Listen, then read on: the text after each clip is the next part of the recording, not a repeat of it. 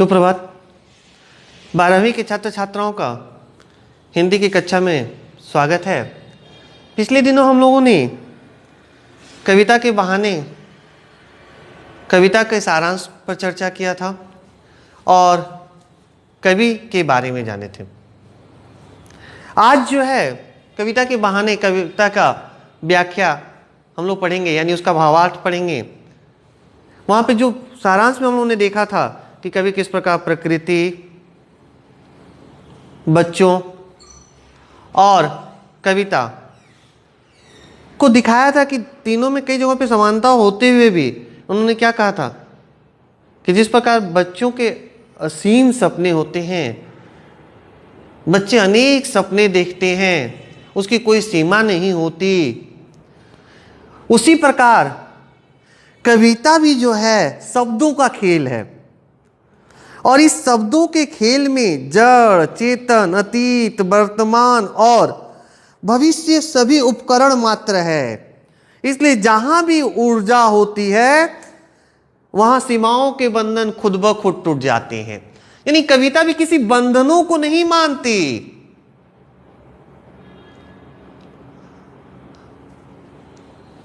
ठीक बच्चों के लिए तरह।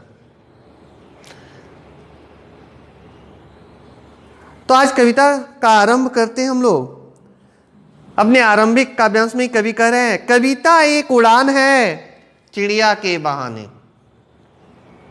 पहली पंक्ति पे ही देखिए कवि ने कह दिया है, कविता की महत्ता को प्रतिपादित किया है। जिस प्रकार चिड़िया आसमान में उड़ती है, तो चिड़िया जो आसमान में उड़ती है उसकी एक निश्चित सीमा होती है, उस सीमा के बाहर नहीं जा सकती।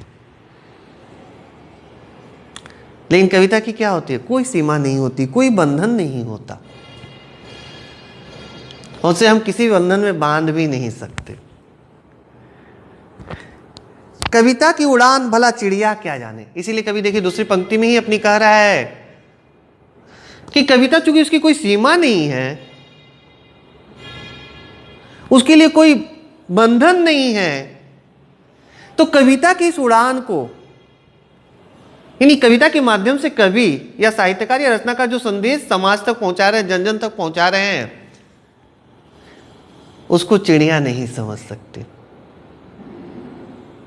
क्योंकि वो तो जानती है कि इस निर्धारित सीमा के बाद वो नहीं जा सकती, या उसकी सामर्थ्य या क्षमता यहीं तक है, इससे ज्यादा वो नहीं कर सकती। लेकिन कविता के साथ ऐसा नहीं है। आगे कवि क्या कर रहे हैं? बाहर, भीतर, इस घर, उस घर, कविता के पंख लगाओ उड़ने के माने, चिड़िया क्या जाने।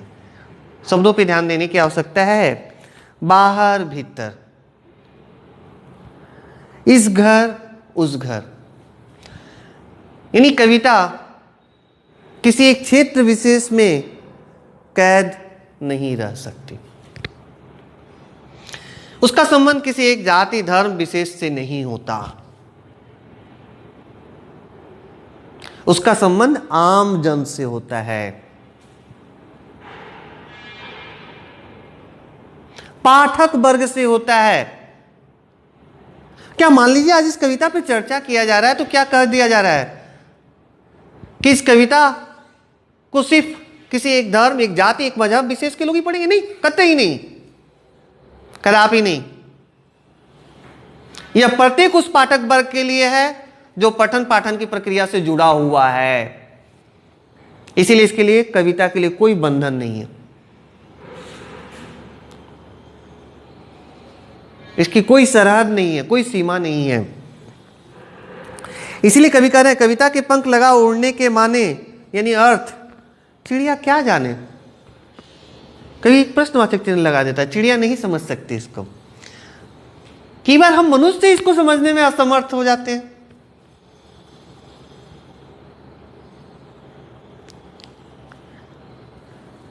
अगले काव्यांश में कवि कहते हैं, कविता एक खिलना है।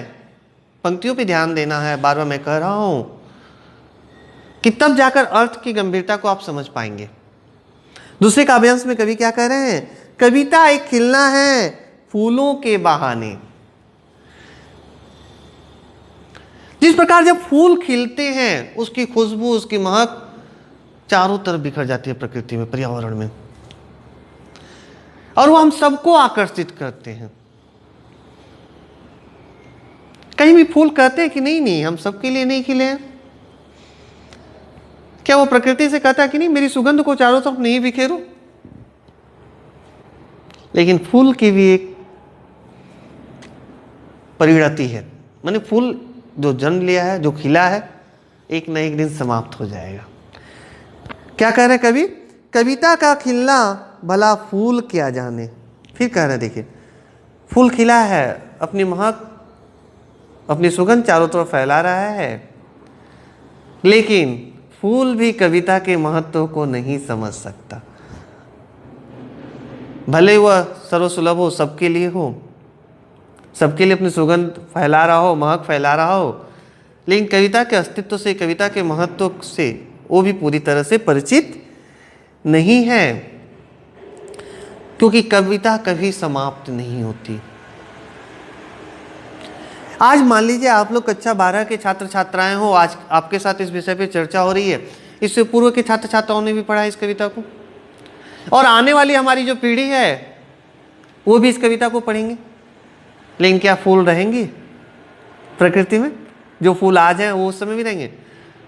वो फूल की जाति रह सकती है, लेकिन जो फूल खिले थे आज के समय में वो फूल कल नहीं रहेंगे।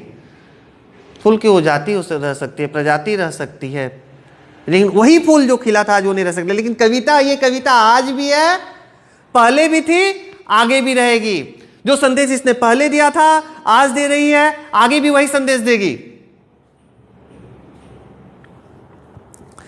बाहर भीतर, फिर उन पंक्तियों को कवि ने पुनरावृत्ति किया है, इस घर उस घर बिना मुरझाए महकने के माने फूल क्या जाने। यानी जब तक फूल मुरझा नहीं जाता है, जब तक उसकी अंतिम परिणति नहीं हो जाती है, जब तक वो समाप्त नहीं हो जाता, अपनी सुगंध, अपनी महक, अपनी खुशबू वो चारों तरफ वातावरण में बिखेरता रहता है, अपनी सुंदरता, अपनी खूबसूरती से लोगों का मन मोहित करते रहता है, लेकिन फूल नहीं जानता कि कविता अपनी महक, अपने संदेश, अपनी खुशबू चिरंतन इस समाज में व्याप्त रखती है।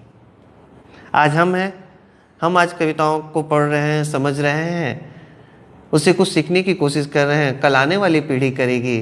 तो ये निरंतर एक प्रक्रिया है जो चलती रहेगी, यानी कविता कभी समाप्त नहीं होगी। कविता एक खेल है बच्चों के बहाने। अभी जो थोड़ी देर पहले हम लोगों ने चर्चा किया कि कविता एक शब्दों का खेल है। जैसे बच्चे खेलते रहते हैं, विभिन्न प्रकार के खेलों में खेलते रहते हैं, उनके सपने असीम होते हैं, उसी प्रकार साहित्य जो है वो शब्दों का खेल है। देखिए, शब्दों के प्रयोग से एक हम कहते हैं गद्यांश। गद्यांश के भी कई हिस्से किए गए हैं, उपन्यास है, नाटक है, कहानी है, निबंध लेखन है, सार लेखन है, कई चीजें हैं वहां पे। और दूसरी तरफ कविताएं लिखी जा रही हैं। कविताओं के अंदर भी क्या है, प्रबंध काव्य है, मुक्तक काव्य है, यानी लंबी कविताएं भी हैं, गजल हैं, शायरी हैं, बहुत सारी चीजों का संबंध कविता से। ये किसका खेल है? शब्दों का खेल है। शब्द एक जगह पे गद्य कहला रहे हैं, शब्द एक जगह पे काव्य कहला रहे हैं।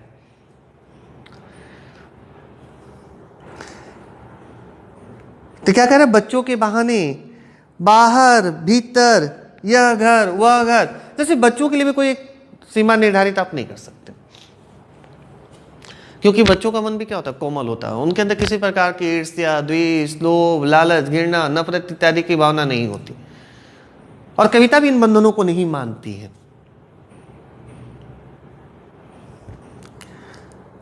सब एक घर कर देने के माने बच्चा ही जाने। देखिए अंतिम पंक्ति में अभी तक बोले थे क्या जाने क्या जाने, चिड़िया नहीं जानती है, फूल नहीं जानते, तो बच्चा बोले क्या, बच्चा भी क्या जाने, बच्चा नहीं जानते। उनके लिए आप कह दीजिए, आप छोटे बच्चों को एक बोलिए कि आप मोमबत्ती की लौ है उस पर हाथ नहीं देना है, क्या करता है बच्चा? मान जाता है? नहीं देता है? देता है एक बार, वो जरूर स्पर्श करता है, लेकिन जब उसको जल जाता है तब क्या करता है? फिर उसके बाद से वो दोबारा, आप जितनी भी कोशिश कर लीजिए उस लौ के पास उसकी उंगली ले जाने की, वो नहीं ले जाएगा, नहीं छुएगा उससे।